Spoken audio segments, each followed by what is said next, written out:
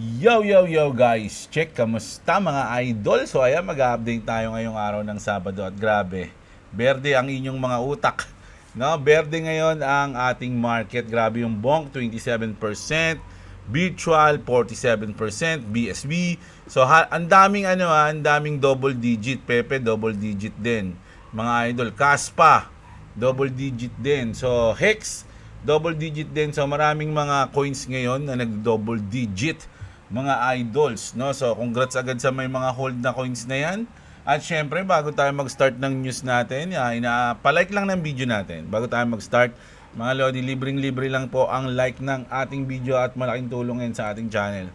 At syempre, sa mga gusto ng ganitong content, everyday news tayo, ano na kayo, subscribe na kayo sa channel natin.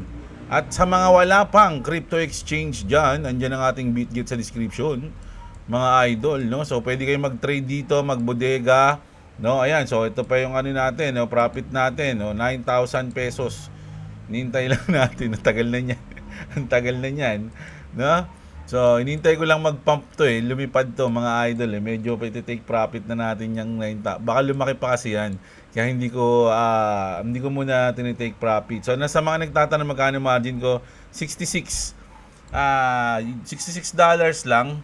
No, so ngayon panalo na tayo ng 245% mga idol, no? At kaya lang naging 630 yan, syempre meron tayong funding rate kaya nauubos, no?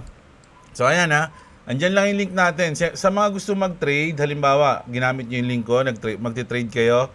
Sabihin niyo sa akin, mga idol, bibigay sa inyo yung link ni KGX sa Telegram. At doon nagsisignal si idol ng mga position kung gusto niyo mag-trade, no? Pero kailangan gamit niyo yung ating link, no? So ayan, mag-update na tayo ngayon. Unahin na natin tong tweet ni Trump, mga idol. Ito para sa akin, napaka-good news nito. Si Trump talaga hindi sumusuko para itigil ang war, no? Sabi niya rito, just landed in Rome. A good day in talks and meeting with Russia and Ukraine. So nagkaroon sila ng closed door meeting. They are very close to a deal. And two sides should now meet a very high levels to finish it up. Most of the major points are agreed to. Stop the bloodshed. Now, we will be with wherever is necessary to help facilitate the end of this cruel and senseless war. So ito, good news yan. Kumbaga pag nangyari to, pag natapos to mga idol, medyo mabubunutan ng tinik yung mundo. No, kasi syempre, isa yan sa medyo matagal, ilang taon na pong nagigera po yung Russia at yung Ukraine. Sana matapos na, marami ng buhay ang nasawi at nasayang mga idol. Sana ma-end na nga yun ni Trump, no? So ito na muna tayo mga lods, no?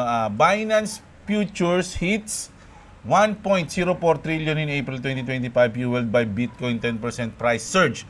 So, yung OKX, BitGet, syempre, yung BitGet natin, and Bybit also report strong trading growth. So, marami talaga nagtitrade ngayon, mga idol, no? Ito yung Binance pala, Binance to. So, yung Bybit, yung orange, no? So, ito yung orange. Yung blue, wala masyado. Kasi yung BitGet na, ito. Yung BitGet natin, malaki mga lodi, oh. 'Di ba?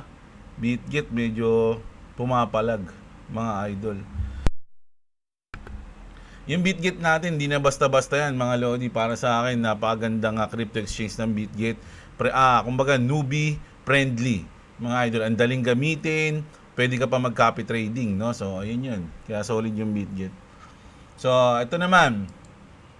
This week, BlackRock added another 1.2 billion in Bitcoin. They now hold 2.77% of the entire Bitcoin supply. So, yung BlackRock, no, hawak na nila yung 2.77% ng supply ng Bitcoin sa mundo, mga idol, no? Alam niyo naman na fix lang yung bilang ng Bitcoin, 21 million lang po, no? Yung iba hindi pa mint. Pero kung ikaw sa ngayon pa lang hawak mo na yung 2.77% ng supply, lamang ka na. Kumbaga, 'di ba? Lamang ka na, mga idol, no? Dahil ang Bitcoin ay talagang store of value yan, parang gold, no? Ayan. So, ito naman, mga idol, no? Justin Sun claims Bitcoin is the future after the Fed announced the withdrawal of crypto guidance for banks. No? So, kahapon ni-report natin yung sinabi ng Fed na yan, no? Yung winidraw na nila yung guidance for banks. So, ito yung comment ni Justin Sun. Okay naman mga idol, no? Good news kasi yun eh. Hindi lang for Bitcoin, sa lahat ng crypto good news yung sinabi ng Fed, mga idol. Pero kasi si Justin Sun, marami kasing dito eh. Maraming galit kay Justin Sun, mga idol. Pero parang ito daw mas malala pa daw to kay Sam Bankman-Fried eh. Pero syempre, news yan. So kailangan nating ibalita, mga idol. Ito naman, CEO of Europe largest Bitcoin treasury says BTC could become the world's store of value and reach $5 million to $10 million within 20 years, mga idol. No? So, grabe. Imagine kung ilan na yung gaano kataas na yung mga altcoins pag ganyan kataas yung Bitcoin. Mga lodi, sa loob ng 20 years. No? 5 million to 10 million dollars. Grabe. Paldo ang mga Bitcoin maxi. So, puro good news tayo sa Bitcoin ngayon, mga idol, no? So, ito naman. So, syempre, nagsalita na ito yung unang-unang speech ni Paul Atkins, mga lodi, at hindi niya pinakawalan, no, na talagang patamaan si Gary Gensler, mga idol. New SEC Chairman Paul Atkins calls out the previous SEC administration led by Gensler. Innovation, unfortunately, has been stifled for the last several years due to market and regulatory uncertainty and unfortunately, the SEC has postered, mga idol, no? So, ito mga idol, So, si Paul Atkins, merong interview sa kanya nung nakaraan dati pa na talagang yung kinasuhan ng SEC yung Ripple nun, mga lodi, talagang pumanig siya sa Ripple nun. Napanood ko pa yung video na hindi ko na lang nahanap, pero nung na-nominate pa lang siya na siya yung papalit kay Gary Gensler, meron tayong video na nilabas na nagsalita siya tungkol doon eh. Kung matagal niyo na akong pinapanood, mga lodi, niyo na yan, napanood niyo yun sa akin. So ito naman, hindi ako yung nagsabi nito mga lods, no? Ito itong lalaki na to. So medyo mahaba kasi 4 minutes. So na lang natin yung sa caption niya. This is the take on Bitcoin, Tether, XRP, and gold. You won't hear from any mainstream crypto influencer. Ayan Well, narinig nyo na sa akin ngayon Babasahin natin. Tether props up BTC. XRP was engineered to replace the Bitcoin only pretend to solve. Ripple's protocol is already bridging financial system, something BTC never could, mga idol. Grabe. Hindi ako nagsabi niyan Mamagalit na naman kayo So, si Bersan Black Swan, tsaka ito yung sinabi nito ni Von. Ewan ko siya si Von. No? Ito na yun. Ito yung tungkol sa banks. Nalilinawin lang natin to Behind closed door, the Fed made a radical move. They just gave US banks full permission to dive into crypto and signaled it's time to innovate. So, ano ba kasi yun? Ano bang epekto nun kasi para malinaw naman kasi, Jeblo? So, ito na nga yun. No? Dati, before this week, mga idol, if a banks wanted to do anything crypto custody, stablecoin, tokenized deposits, they needed approval from the Federal Reserve. So, kailangan pa nila ng approval. No approval, no entry. Ayun yung kondisyon dati nung hindi pa yan sinasabi ng Fed, no? Hindi pa nila wini-withdraw yung na yan. The gate is now wide open. So, bukas na. Mga lodi, no? So, anytime, pwede nang gawin ng bank kung ano yung gusto nila sa kahit anong crypto na gusto nila. Hindi lang sa Bitcoin, hindi lang sa XRP, hindi lang sa Ethereum, hindi lang sa Solana. Sa lahat ng gusto nila, mga lods, no? Baka sabihin nyo kasi bias tayo, no? The Fed's Novel Activity Supervision Program sounds boring, sabi niya. It was deadly for crypto innovation. Banks had to jump through hoops, meet high-end expectations, and notify regulators in advance for anything blockchain related. Now, the framework is gone. So, kumbaga dati, hirap sila. Mga lods, no? Pero ngayon, okay na, no? What can banks do now? So, ano na yung mga pwedeng gawin ng bangko? No more pre-approval, No more red tape. Crypto activities like custody and stablecoin issuance will be treated like ordinary banking service. Meaning, banks can finally move at the speed of the market na mga lodi. Kumbaga wala nang harang mga lodi, no? Wala na. Gina to, no? Why this is a big deal? This shift doesn't just remove a few forms, it unlocks trillions. Banks can now offer crypto custody to clients. Pwede nang i-offer yan. Makaka-withdraw na tayo. Madali na tayo mag-withdraw. Issue dollar tokens. Yes, stablecoin yan mga idol. No? RLUSD agad. Yeah. Tokenized deposits. This isn't a theory. It's happening now mga idol. No? So, andyan na. Kumbaga yung adoption, nangyayari na. Pwede na mangyari at malupit yan. Ha? Crypto just got normalized by the Fed. So, ni-normalize na. Kumbaga, hindi na siya, wala nang doubt. Mga idol, no? Pwede nang gamitin ng bangko kahit anong gusto nilang. 4 years, regulators held banks back from touching blockchain. But now, the Fed or FDIC and OCC have coordinated to open the doors. We're not talking about startups anymore. We're talking JP Morgan, Citi, kung ano man yan, lahat ng mga malaking bangko, no, Bank of America, ito pala yun, Bank of America pala to. Bank of America, yun, no, Bangko Sentral ng Pilipinas. Union Bank, Union Bank. Ayan, no? What does this mean for you? Soon, your bank could, ito maganda to. So, soon your bank could hold your Bitcoin. So, pwede nang i-hold ng bangko yung Bitcoin mo. Offer dollar tokens with instant settlement. Let you move money on chain without even realizing it. Crypto is about to go invincible because it will be backed in your bank, baked in your bank, into your bank. So, doon na mismo sa bangko nangyayari, mga lodi, no? Who wins? Banks, syempre. Banks, fewer hodlers to enter a high-growth space. Crypto-native firms, more partnership, more demand. Consumers, more trust and access to digital assets. So, ito yung importante, mga lodi, no? Yung mga digital assets natin, na siya? Open na siya sa mga bangko, kumbaga, di ba? Hindi ka na mahihirapan, di ba? Na kung ano-ano man yung mangyari. Who loses? O, sino daw yung talo pag ganito yung nangyari? Middleman, who relied on regulatory arbitrage. O, yun na. So, yung mga middleman, ayun nga yung ayaw natin, yung mga middleman. So, sila yung talo ngayon, no? But there's a catch. Supervision isn't gone, it's just normalized, no? Isi-supervise pa rin ng Fed yan. Bank still strong, risk management and regulators still watch closely. But it's no longer a hostile environment. It's green light na, not red flags na, mga idol, no? So, kumbaga, okay na yan. Parang pinayagan na. Kumbaga, kahit na i-supervise kayo ng konti, hindi na ganun kahigpit, mga lodi. Kasi nga, green light na, okay na yan, yaman na yan. Parang ganun. Crypto's new era has arrived. Ayan, banks are in, barriers are out, and what was too risky is now just another banking service. Watch the headline. Ayun na. So, ayun na yun, mga idol, no?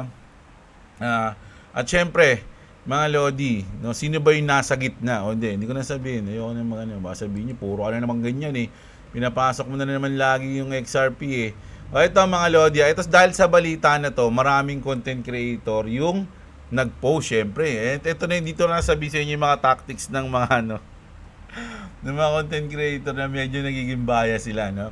So, ito si Bibek, imbis na sabihin niya na crypto, diba? CNBC just said banks can now provide all the crypto services they want. Pero ang sinabi niya rito, Bitcoin lang, diba? So, ayun na, CNBC just said banks can now provide all the Bitcoin services they want, no? So, ito yan si Bibek yan. So, medyo nakita mo agad yung bias niya na Bitcoin siya. So, ito naman si Brett, iba naman to, bias na ito. Ganun din yung video, parehas sila, di ba? Pero ang sa kanya naman, Federal Reserve Bank says, banks are free to use. At buti nga to, may crypto pa Kala ko XRP lang nakalagay. Kumbaga, crypto and XRP. Dati tinanggal niya na yung crypto Para Federal Reserve Bank says, banks are free to use XRP and Moon, no? And send it to the moon, no? So, nagiging ano sila eh. Ganyan yung parang naglalaban yung mga content creator ng mga bawat coins. Nagiging bias sila, no? Pero ito tandaan nyo mga idol lahat ng mga coins na goods goods naman eh. Marami namang goods pero marami rin talagang basura, mga lodi, no? Pero syempre, lahat ng mga coins na yan sa ngayong bull run, hindi na importante yung ano yan, hindi na importante yung iba diyan kung goods ba yan o basura ba yan. Ang importante kung saan tatakbo yung pera o saan lilipat once na alt season na. Lahat naman yan pupuntahan eh. Pero pagkatapos ng alt season, lahat din yan mag-aalisan, lahat yung pera babalik yan kung saan nila gusto o kung magte-take profit na yung mga nag-invest. Pero merong mga coins diyan na may iwan kasi nag-invest talaga yung mga tao doon para doon mismo sa project dahil alam nilang maganda yung project, hindi para lang kumita. Yung mga ganong coins, ayun yung mga nag-i-stay at nag-i-stay ng pataas yung presyo nila. Parang Bitcoin, parang Ethereum, di ba? So, makikita mong bababa siya sa bear market pero aahon at aahon yan sa bull market at mas tataasan niya pa yung dati niyang all-time high. Ganun yung mga solid na coins. Pero meron din, pwede ka rin kumita sa mga basurang coins kasi lahat naman sa ng coins sa bull market lilipad eh.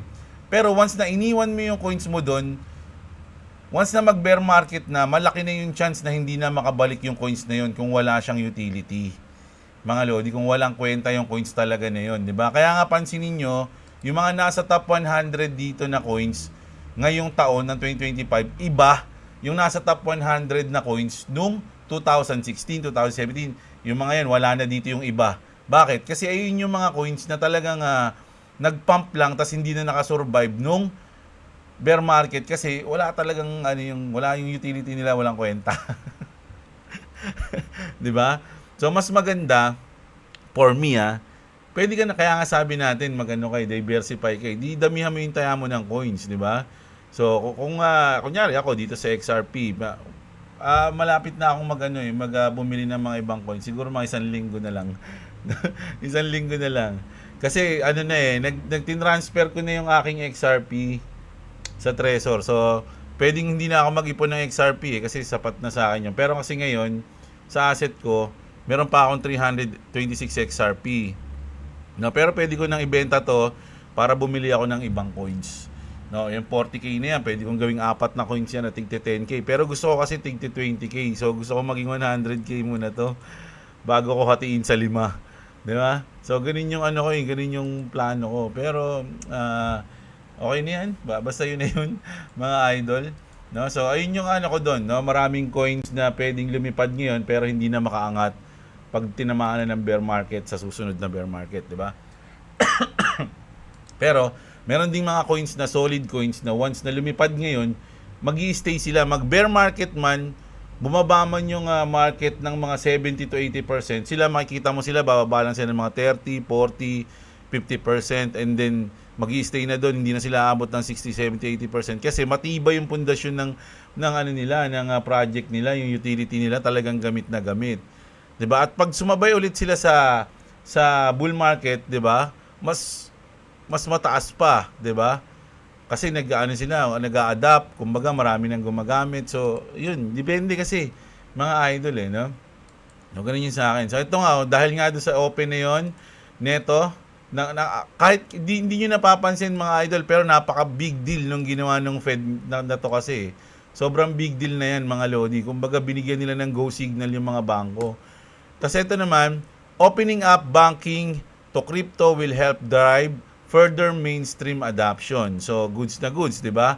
Dito naman nagtataka naman ako dito sa mga Bitcoin Maxi, mga lodi. Kasi ang para sa akin, Bitcoin is a store of value, para talaga siyang gold.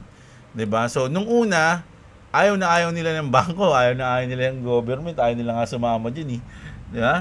Pero ngayon, biglang gusto nila na makapasok na sa bangko, gusto nila kumbaga kasi from day one, mga idol from day one, lagi nang sinasabi ng Ripple na ang target nila at ang mga partner nila is mga bangko. At ngayon na nabigyan ng signal na tong mga bangko na to, sa tingin nyo, ano yung mangyayari? Kanino magiging mas pabor yung sinabi ng Fed na yan? mga loads. Ayun lang yung tanong ko ha, di ba?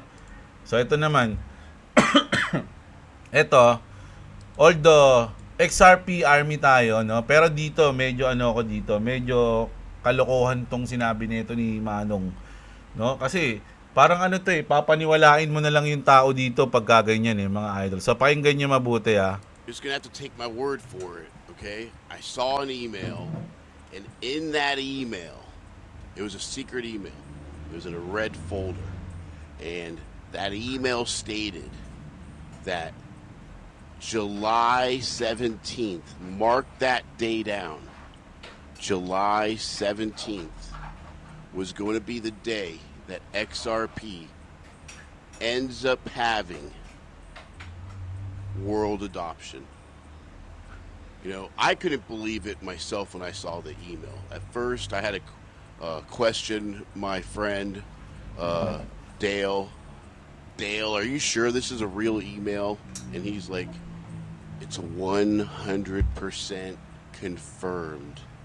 And what this email said inside of it was that day, July 17th, when world adoption happens for XRP, it's going to go parabolic. Parabolic on July 17th. Yung mga ganito, mga lods, ang daling sabihin lang nito eh na, gago pa, buwag tayo sa ganitong date kasi malayo pa. Tapos, once na dumating na yung date na yun, etong mga to, wala na, iba na yung ano nila. Parang kinalimutan na nila na sinabi nila yung ganun.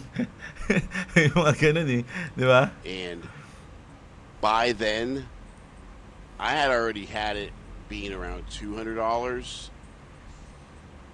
I heard that there's a possibility that it could be up to $17,000. Kalokohan, parang kalokohan na eh, no, mga lodi, no?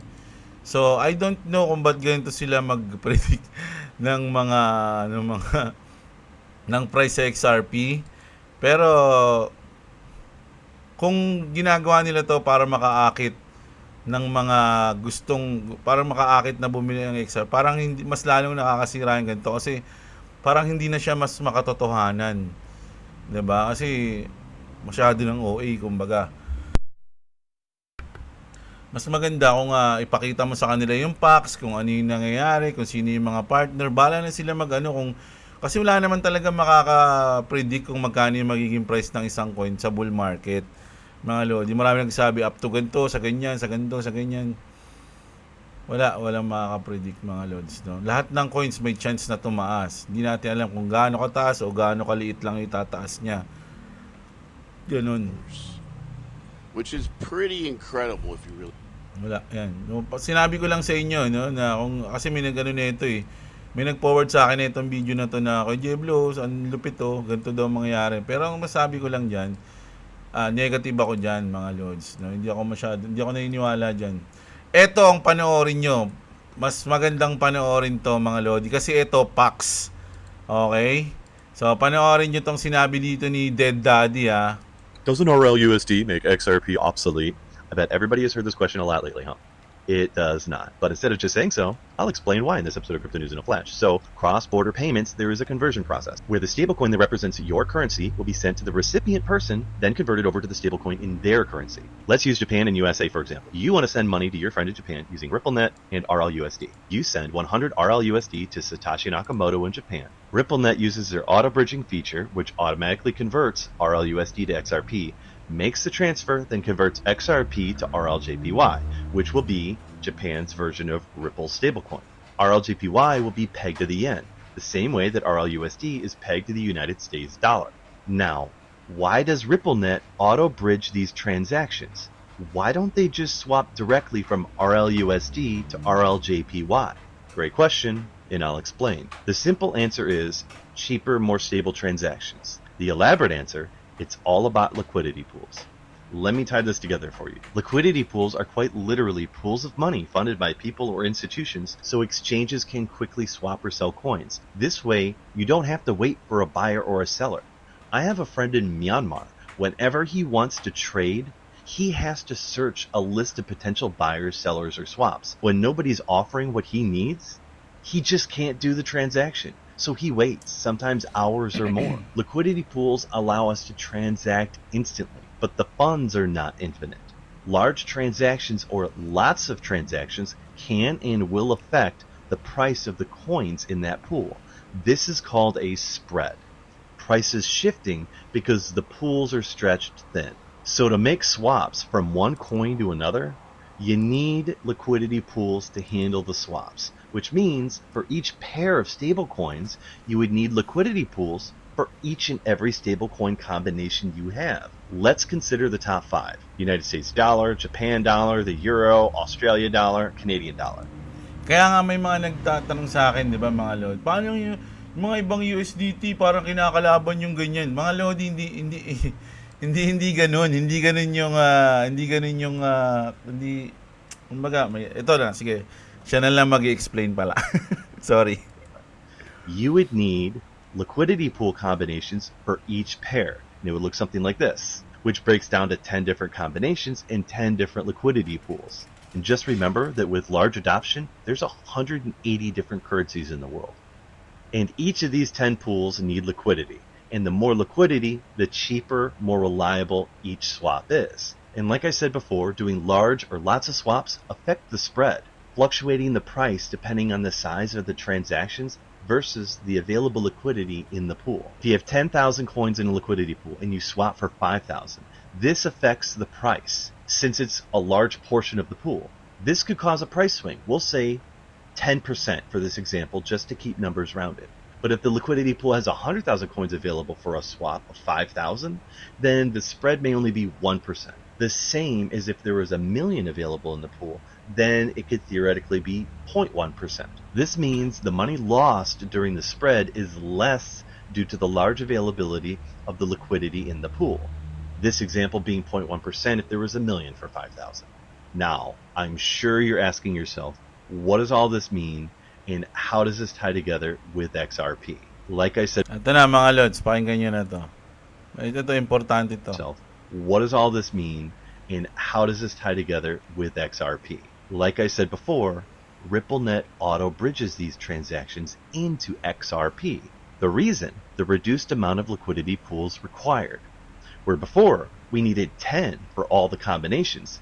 Now, you could theoretically only need 5. Quite literally half the amount, but that's not accurate either. I only wanted to show you this list so it would make sense compared to the list you previously saw hanging up there. But here's the truth and the best part. With XRP, there is only one liquidity pool, not 10, not 5. And it would look something like this. This means the liquidity pool is larger, more reliable, more stable, with less spread. This both adds tons of value to XRP as well as making the use of Ripple minted stablecoins cheaper, faster, more efficient. And just for further clarifications on stablecoins, the name itself is actually a little misleading because in actuality they are not stable. They're just pegged to $1. With me being someone who's personally handled arbitrage across multiple countries and multiple currencies, I can promise you the US dollar and other countries' dollars are not stable. They fluctuate a lot, especially compared to the currencies of other countries. But this is precisely what XRP solves. The price is universal.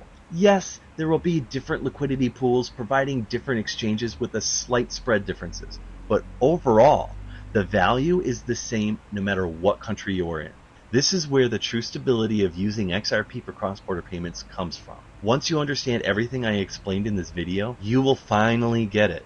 That RLUSD is not a replacement for XRP. It's complementary. It may not look like it, but I do put a lot of work in my videos, and I would truly appreciate a follow, like, share, bookmark, repost, all those things. Yun, sana nagets niyo yung sinabi niya mga lodi, no?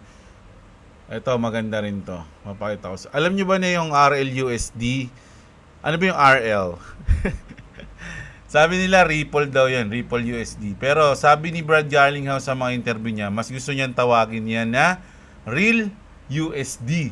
Mga lodi, yan ang pinakatotoong USD. The Real USD. No? So ito naman, solid din to mga lodi, no? Hindi ko alam kung XRP Army siya, mukha naman siyang hindi. Pero ang ganda ng research niya rito, mga idol. Panoorin natin. So there's a saying, he who has the gold makes the rules. But what does that mean? Let's dig a little bit deeper, shall we? So in 2017, a lot of people missed this. Trump went on a global tour. He created an alliance with other countries, the BRICS alliance nations and more, to overthrow the current financial system, to reset the system, to create a level playing field, to bring gold back as the basis, the foundation of our financial system. Because as you guys know and are learning, gold ends the Fed. And the Federal Reserve is a private entity, is pretty much printing money into oblivion, which destroys nations, manipulates currencies, allows laundering and blackmail to ensue, and allows wars and disease and all sorts of chaos to happen. So what's starting to change? Recently, gold just hit an all-time high at about $3,500 an ounce. Trump's tariffs are causing chaos around the world because now the whole world's being shooken up as expected. But most people don't realize also too that America has all the gold, and there's a lot of hidden wealth, and there's a lot of money and gold that we've gotten back from the Vatican under the tunnels, and the Pope's death is nothing more than a mere coincidence in timing because years ago he was already taken care of. And now that you have Klaus Schwab stepping down, you're having the monetary system reset, you're having gold and precious metals start to rise, you're also having a decoupling of cryptocurrency with the ISO tokens getting away from the stock Tandaan nyo to mga Lodi, mga ISO token ha. Ito lang yung Cardano. market, which is totally fraudulent and corrupt and rigged, and you're seeing a complete shakeup in the whole monetary system. Now, why is this so important? Because the whole world that we live in, all the nefarious, evil agendas and acts and things that we say are corrupt and bad and fraudulent, well, they're propped up by this piece of paper. They're built on this system, this broken financial, quantitative easing, fractional reserve banking, currency debt note inflated system that has destroyed this planet for so long. So behind the scenes, as the alliance forms, and on the main surface, you're seeing a financial system slowly decline and collapse, there's a whole new system in the back burner. There's a whole system ready to rock and roll. So my recommendation to you is to dive into that. What is that system? How is it going to be used? What's the technology? What's the new asset? What's the new foundation and the things that are going to be unfolding? And how do I be a part of it? That's it. And that's why all of this chaos and all this smoke screens is all happening to keep you distracted from seeing the greatest transfer of wealth occur. So I pray that you stay ahead. I pray that you keep an open mind. I pray that you dig deeper and dive deeper into these concepts and terms because they do impact all of us. They impact our health, they impact our mindset, and they impact our financial health and our financial future for where the world is going and how we can be involved in it too. So sa madaling salita mga idol, magbabago na, no? Magre-reset mga lods, no? At merong mga technology na magli-lead. No, at sabi niya, no, darating kumbaga nagkakaroon ng mga distraction para hindi ka mapunta doon. May mga distraction para hindi ka ma-mislead ka, no? Ano na natin 'yan, nasabi na natin 'yan sa mga news natin ng mga nakaraan na isa sa mga distraction nga is yung Bitcoin, di ba? Yung minsan yung mga AI coins, sila yung mga distraction. So to the greatest disruption na mangyayari sa financial world, no, mga lodi, no? So kayo, sabi niya rito, di ba? Dig deeper, mag-research kayo kung ano yung sa tingin nyo na magandang investan nyo ngayong bull market. So, ako, alam nyo na yun. So, bahala kayo kung anong gusto nyo, mga lods. No? Ako, sinasabi ko lang sa inyo yung mga news. Hindi ko naman iniimbento yan. Sila yung nagsasalita niyan. No, kaya, kumbaga, sama nyo lang ako yung video ko sa research nyo. Maghanap din kayo ng ibang research. Ay, maghanap din kayo ng ibang video. Halimbawa, gusto nyo yung ganitong coins. Halimbawa, Suwi. Pwede nyo i-research yan. Follow nyo yung mga nasa X na Suwi content creator. Makikita nyo, ipapaliwanag nila sa inyo kung ano yung mga gagawin, ano yung mga utility ng Suwi. So, ganun. Mga idol, no? Ganun dapat. Marami kayong pinapainggan, hindi lang isa. No? So, yun. Yun po tayo ngayong araw na to. At magbabasa tayo ng comment nyo kahapon. Okay. So, ayan. Boss Jeb, mayroon pa bang pagbaba presyo ng crypto this May? I don't know. No, hindi ko alam mga lods Ako kasi bawat baba naglabobodega tayo. Minsan nga kahit di nga baba Kahit consolidation lang, nagbobodega tayo kahit magkano lang. Minsan 500 pesos, 400, ganun. Niipon ko lang. Hindi ko masasagot yan, idol. Pwedeng hindi. Pero alam mo naman na volatile ang market. So may chance po na bumaba, no? Yung pattern kasi simula kay BTC, XRP, ADA, WorldCoin ba yan? At ng iba pang parehas, silang inverse head and shoulder. Sa huling pattern, sa baba, bago lumipad, si BTC, SUI, WorldCoin na meron ako, nagsilipad na. Sana si XRP din para masaya. O, ayan. Nauna lang sila, idol, no? Ayan, si si Leyland Mix TV tsaka si KKK, shoutout sa'yo. Kuyang Travel. Sorry wala ako ng isang araw. XRP Maxi, umay na. O, pwede ka naman Ako lang ba pinapanood mo? O, ang dami kong news sa Bitcoin ngayon O, ano ka na, masaya ka naman. Sana, o. Pwede ka naman manood ng iba, mga loads, no? Kasi ako, dito lang ako sa XRP, Tsaka ibang news, trending news, no? Kumbaga, hinuhuli ko na nga yung XRP news, XLM, Boss Jeb, same lang yan. Yes, bibili ako ng XLM, idol, no? Pero, nag-iipon pa tayo. Lahat ng mga nasa ISO, tatry kong bumili kahit pa. Siguro, ang idadagdag ko sa ISO, hindi ko na, baka sibilin nyo, Baka sabihin nyo, hindi ko pinopromote yung coins na to, Basta ang bala ko lang bilhin, bala ko pa lang, wala pa ako, no? Baka sabihin nyo, binano ko kayo, di naman mag-pump, Ang bala kong bilhin, XLM, HBAR, Cardano, Dogecoin, Shiba Inu, tsaka SUI. Ayun yung gusto kong bilhin. Pero wala pa ako nun, tsaka wala pa akong pera. Gusto ko lang siyang bilhin. Ayan, si Joseph Berdin, shoutout sa'yo. Si Pre4U, shoutout. Si Boss Dangs. Magkano position ko yun? 66, no? Naka 10x leverage. May na-watch ako, sinabi niya si Satoshi Nakamoto daw ay si Jed. Maraming nagsasabi kung sino si Satoshi, idol. At kung napanood mo yung documentary sa, yun? Dinownload ko yun, Hindi kasi sa Netflix, Nakalimutan ko sa Prime ata, dinownload ko yung video na yun. So maraming pwedeng maging si Satoshi, mga idol, no? At hindi siya isang tao lang sa tingin ko, no? Kasi sinabi nga ni Brad Garlinghouse, yung mga gumawa ng Bitcoin is sila rin yung gumawa ng XRP. Yung iba, no? So hindi siya isang tao lang. Mag-update ka ng maaga o report. Ano ba yun? Natakot mo ba ako? Buti pa SUI nakamotor while XRP nakabike lang. Hintayin natin. Ngayon lang ba kayo nakita ng pag-pump, mga Lodi? Alam nyo ba na XRP ang pinaka most kumbaga tawag dito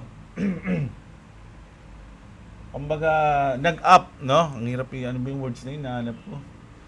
Simula nung eleksyon na nalo si Trump, XRP yung nag-pump ng 30% simula nun hanggang ngayon.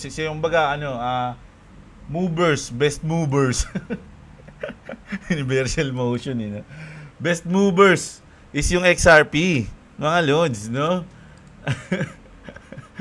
Nung nagpump ba si XRP, sinumbatan niya ba yung iba? Ba't di nagpa-pump?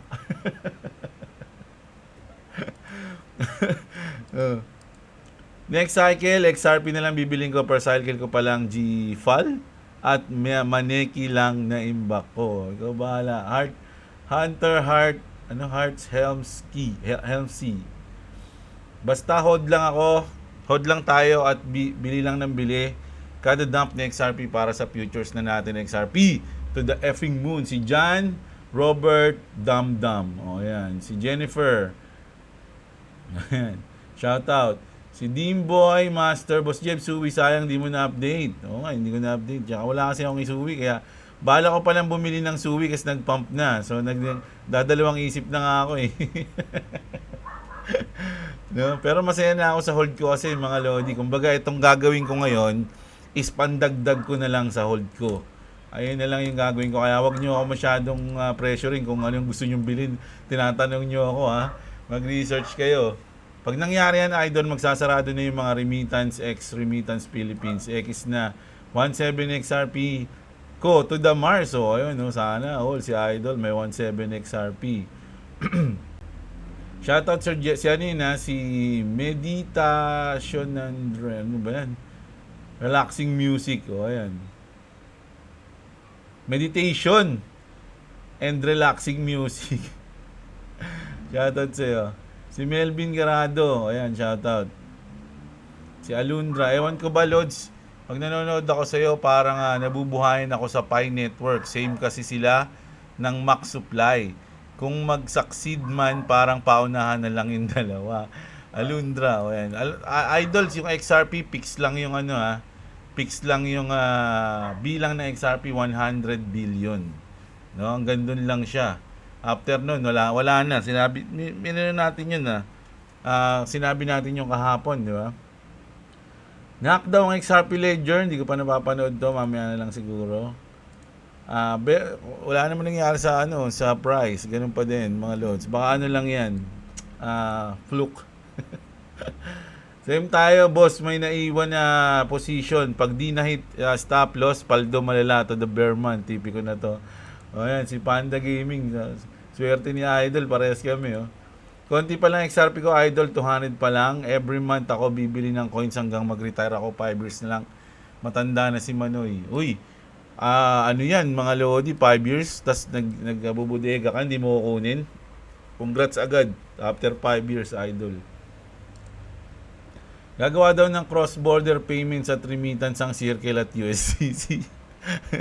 Lalo, alam nyo mga Idol, si Scooter, isang dekada nang ginagawa ng Ripple yung rails, kumbaga yung daanan ng trend, binild na nila yon ng isang dekada. Tapos kung ngayon ka palang gagawa para talunin yung Ripple, good luck mga Idol, no? Yan. Malapit na tayo lumipad. Paano pala tayo makakapag-cash out ng milyon-milyon, bossing? Ang inisip ko, mag-avail ako ng Coinbase Visa card. Meron ba niyan? Or BT? Meron ba yan? So we can withdraw anytime, anywhere. Sama din, same siguro yan. Same din ba gawin mo? Hindi ko pa iniisip yan, Idol eh. Natawa tuloy sila kay Seno eh. Si HHTV, shoutout sa'yo. Skylab, inaabangan namin dyan is Awakening Hunter NFT. Meron ba? Idol sa Ronin? Ayan, Skylab, shoutout sa'yo Phil Habis, 2 video in 1 day. O nga, hindi. Kaya lang, naisip ko kasi pag nag 2 video ako in 1 day, yung video natin nung nauna, parang imbis na panoorin pa siya ng iba, hindi na, papanoorin na yung bago. 'Di ba? Parang ganun yung nangyayari pag sunod-sunod ka mag-upload ng video. Ganun pala, may nagsabis lang sa akin na wag masyadong sunod-sunod kasi yung iba hindi na napapanood yung kagagawa mo lang kanina kasi may labas ka na ngayon. So, mas prepare na nila panoorin yung kakalabas mo lang kaysa yung ginawa mo kanina. Di ba? So, siguro tama na rin yung 1 video isang araw. Pero susubukan natin. Siguro ibang topic yung isa. Para iba. Di ba? Pinangakuan ka na, gusto mo pang tuparin, abusado ka, bata. Sabi ni Time Token, no? Si Ronin ba yan? Always naka-like, Tito J. Hinay-hinay lang, Tito J. Madami ang nasasaktan sa mga sinasabi mo. Puro ka naman XRP, pangit mag-invest dyan. XRP to the moon, sabi ni Ronin Padilla. I bought XRP. Hold. Yan, sabi ni si Glenn Delta Good. Yan. Si Bernardo. Napa-comment lang ako. Uy, tagal ni Idol. Kamusta ka na, Idol? Napa-comment lang ako kasi sikat ka na ata. Talaga, Idol Jeb. Yung katabi ko sa jeep kanina, ikaw pinapanood. Masulput-sulput lang. Muna ako sa comment minsan. Ay, Idol, kamusta ka na? Shoutout sa'yo, Idol. Magandang araw kay Bernardo Calopio. Matagal nating yan, mga Lodi, audience. Simula nung umpisa, day 1, nandito na yun si Idol. No? Yes, nagabang ako ng video mo kahapon, sabi ni Grace. Si Chai Isyangko, ayan. Pero ang tanong, papayag ba ang banks na ito na hindi kumita? Alam nyo mga Lodi, mga ganyan. Kasi tayo ngayon kumbaga nag-adoption tayo, kumbaga innovation tayo. Yung mga lumang mga sistema, talagang mapapalitan yan in the future. 'Di ba? Ganun din yung nangyari sa email, tsaka sa mga sulat-sulat, 'di ba? Ganun din yung nangyari sa taxi, biglang nagkaroon ng Grab, pumayag ba yung mga taxi? Hindi na, wala naman sila nagawa. 'Di ba? Yung mga post office, may nagawa ba sila na nagkaroon na ng mga email? 'Di ba? Yung mga hotel, nagreklamo ba sila nagkaroon ng Airbnb? Ito, adoption yan, mga idol. Mangyayari yan kahit anong... Ang gagawin kasi ng mga yan, alam nila yan sa sarili nila na magkakaroon tayo ng ano talaga, ng innovation. Magbabago ang sistema. So, yung mga yan, sasabay yan, hindi yan magpapaiwan. May mga budget yan eh, may mga pera yan eh. So, iisip sila ng paraan para makasama sila sa bagong technology, hindi sila magpapaiwan, mga lodi, no? Baka nga sila pa nagplano yung mga yan. Mga partner ng Ripple, mga bangko eh. 'Di ba? No. Ganun yan, mga lodi. Di ba nabanggit na natin yan, na-news na natin yan, sinakaraan sinabi ng isang interview na tinry nilang gayahin yung Ripple pero hindi nila nagawa. Kaya binigyan sila ng ilang months, no, para mag-partner o makaipon or something, 'di ba? So, ganun mga idol. Huwag kayong mag-alala. Yung mga yan, mangyayari yan, mga lodi, hintayin lang natin. Si ano yun, si Chai, si Haru, pump is coming, imbaka na, Kuya Jeb. O, ayun, tama. Bartolome, nice analogy, Lods. Android 17, 18 pala si Bitcoin. O, si Bitcoin at si Ethereum. Tapos si Cell, si XRP. Siya yung perfect Cell, di ba? Hindi na babalik sa 150 yan. Babalik lang niya $2 tapos angat na. May chance po na ganun, no? Itong guhit natin na to, malamang ito na nga yung ano niya, resistance, ay support niyan eh. Tayo natin. Huwag kayong magmadali. Ang tagal na natin naghihintay. Ngayon pa kayo naiinip. Ayan, si Aldrin Matalog, shoutout. Si Dens Cortez, shoutout sa'yo. Si Bibo. O yan, shoutout. Tama Meme plus Open Ronin. O yun. May niluluto na presyo, Lods. Abangan. Wait lang, may niluluto pala kasi din.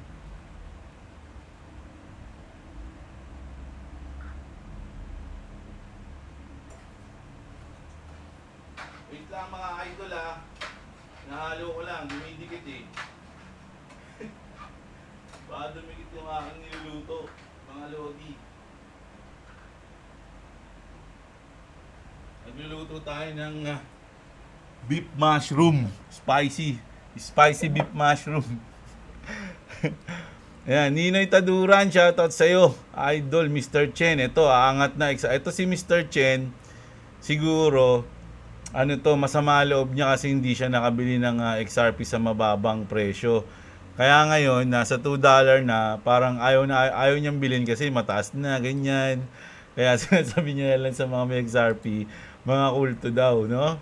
Siguro huwag na nga, baka magalit yung mga ibang pay. Si Jonabel, shoutout sa'yo. Ito, tingnan niyo, magko-comment na naman dito yan. Angat daw ng $2 lang, lampas na nga $2 eh. Kamote din to eh. Mr. Chim eh, kamote ka ba? Boss Jeb, wala po kayo kahapon, no nga eh. Ano bang ginawa ko kahapon? Hindi ko alam, nakalimutan ko na. Daming ginagawa. Nag-all-in ako sa XRP Jeblo, let's see, 4 quarter. Basta, kung mag-hold kayo mga lodi, malaki yung probability talaga na mag-profit yan. Sa Salad Channel at si LM Protasio. Bonifacio, shoutout sa'yo. Mag-take profit na talaga ako. Naging screenshot lang kasi profit ko. Nakaraang pump, nakatulog, kaabang kung tataas pa. 100, 1,200 XRP holders here waiting. 250. Ayan, congrats sa mga XRP mga lodi Basta, tayin nyo lang. Naiwan na XRP sa Suwi. Alam nyo, marami namang mga umaangat, di mo naman kailangan bantayan yan, idol. Ngayon, kung may suwi ka, ngayon, pwede ka naman, kung may suwi ka, di congrats agad sa'yo. Ganun lang po yun, no? Ayan, no? So, congrats sa'yo, idol. Nag-profit ka. Babagsak pa kaya XRP sa 1.6? Hindi ko alam. Pwedeng hindi, no? Si Roland Serbo, shoutout sa'yo. Si Jonathan Bordado. Dami sigurong tattoo niyan. Shoutout si Clabis, always to, shoutout. Dapat ginawa ng Ronnie na need ng verification para hindi makapasok ng basta-basta yung mga gusto lang mag-rug pull. Si Trump kasi magsasabi meron sa isang salita. Kapag sinabi niya talagang ginagawa niya, kaya siguro pati US bigyan ng binigyan ng South Korea nung data. Takot madamay sa tariff. O, ayun. Si Jonathan Bordado, shoutout. Si Tux. So, ayan. So, ayun nga yung ano natin ngayon. News natin ngayon. At dito sa ating Forex calendar, mga idol, May 8, alas 2 ng madaling araw, magkakaroon tayo ng FOMC meeting. At malaki yung chance na magkakat ng rate si Jerome Powell. Kasi kung hindi, kakaltokan na siya ni Trump. Ang kulit mo Sinabi ng mag-cut ka tatanggalin lang kita. Sabi ni Trump. Di ba? So, ayan. No? So, kayo po ang bahala sa mga invest nyo, mga idol.